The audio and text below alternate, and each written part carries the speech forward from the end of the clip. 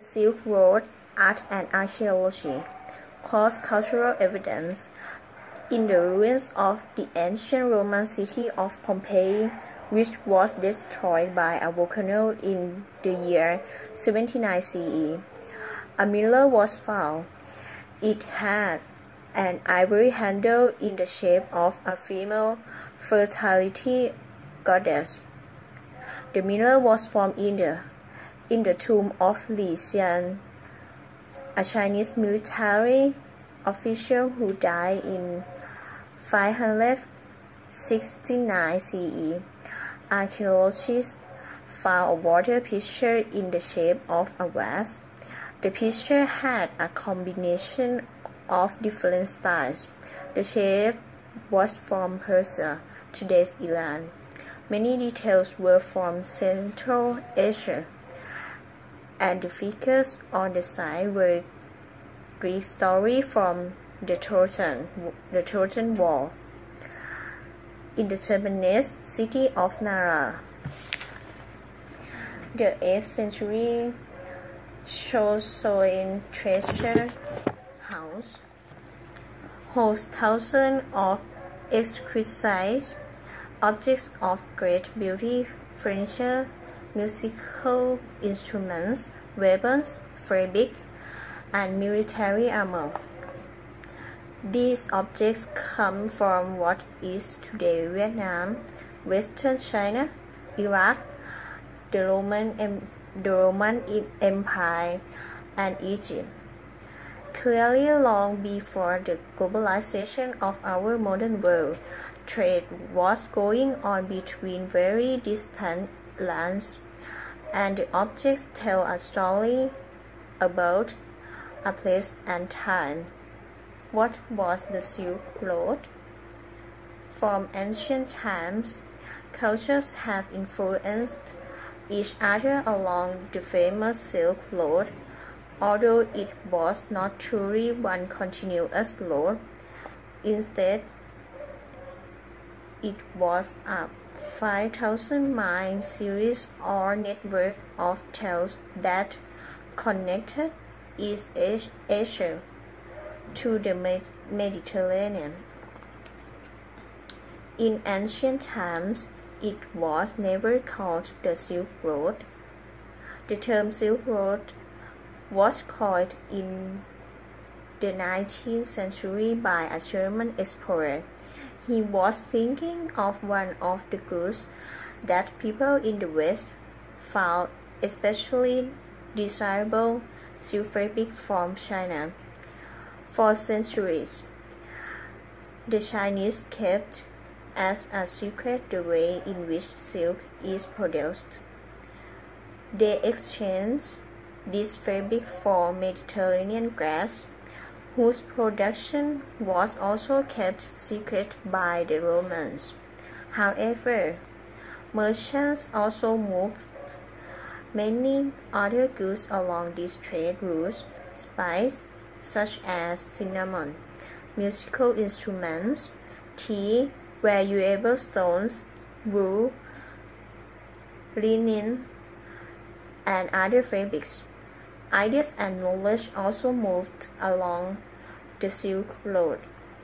Travelers to foreign regions took with them ideas about art, agriculture, styles of living, and religion. In a sense, there were two Silk Roads, the literal, historic one, and figurative one. The historical network of trails was used from approximately 100 BCE until the 16th century CE. Almost nobody actually made a complete trip from one end to the other. Instead, merchants used to carry goods along one section of the road and sold them to other merchants at an oasis in the desert or a town in the mountains. These merchants, in turn, took the goods to the next stop, and so on. The figurative Silk Road is a symbol of the close cultural exchange of knowledge. This continues even today. In short, the Silk Road was the way that goods and ideas moved across a vast area of Asia and Southeastern Europe. Art, religion, and the Silk Road. Art and architecture reflect the movement of religion from region to region. At various times, Buddhists, so as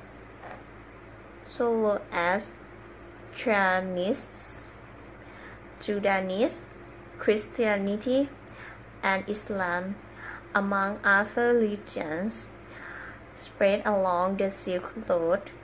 Buddhism and Islam were an especially significant influence. Buddhists moved north and east from India beginning in the 4th century CE. When Buddhists entered China, the Buddhist love of painting and statues moved with it. However, there was at least one change in style. The bare-chest of figure of the Buddha in India was not considered proper by the Chinese, who created figures of the Buddha wearing a robe. As in many religions worldwide, caves deep inside mountains seem to have been important holy places of Buddhists. For example, in Danhuang, China, a desert oasis far from towns of cities, Buddhists dug a series of caves and decorated them with exquisite frescoes, wall paintings, and statues. In these caves, called Mokoku in Chinese, the frescoes are not all religious. Many depict scenes of daily life, also evidence of some of the many Silk Road cultures was discovered. In one cave, documents were found that were written in 5 languages: Chinese, Uyghur, Sogdian, Tibetan, and Sanskrit. The spread of Islam toward the East in the 7th century CE contributed to the disappearance of some art, but the creation of other art. Islam played a role in the destruction of many Buddhist statues because the Quran, the book of Islam, taught that images of humans were unholy. However, during this period, Islamic art and architecture flourished in many areas along the Silk Road. For example, in Samarkand, in what is Uzbekistan today, the military leader Timur built mosques for Islamic religious worship, mausoleums in which to bury the dead, and places. The creators of such buildings followed Islamic law by decorating them with Alauds, exquisite design of great beauty with images of flowers, geometric forms such as circles, squares, and triangles, and Arabic calligraphy or writing. In brief, it is possible to follow the rise and fall of religions by studying the art and agriculture along the Silk Road. A question of time to will.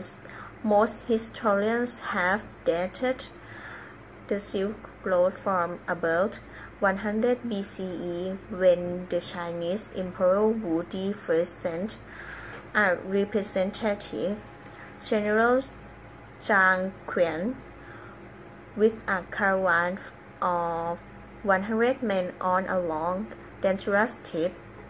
His destination was the Western Territories. Zhang returned 13 years later, with only one of these men, but with much information. Recent discoveries, however, shed light on a period long before this. These discoveries suggest that people were on the move and trading goods as early as 1000 BCE. Archaeologists have found tombs of people in the Taklamakan Desert in Central Asia, in what is today the northwestern regions of China. The dry, salty earth preserved the people's body and the goods that were buried with them in these tombs. We have learned that these people had horses and sheep. They ate bread, although wheat did not grow in this area. They had cowrie shells from the ocean, although the region is landlocked. They wore brightly colored clothing. They wore leather boots and wool pants. Some were tall. A woman was 6 feet tall, 1.83 meters, and a man 6 feet 6 inches, 1.98 meters. Perhaps most astonishing, they had long nose and reddish hair, and the man wore beards. Thus, archaeologists are beginning to ask, were people moving along the Silk Road long before we thought they were? The Silk Road today, there is new interest in the history and culture of Silk Road, which the famous Chinese-American musician Yo-Yo Ma has called the Internet of Antiquity. New technology is helping us to learn more about this ancient Internet. Special radar on the space shuttle allows archaeologists to see objects and ruined cities 1 to 2 meters under the dry desert sand.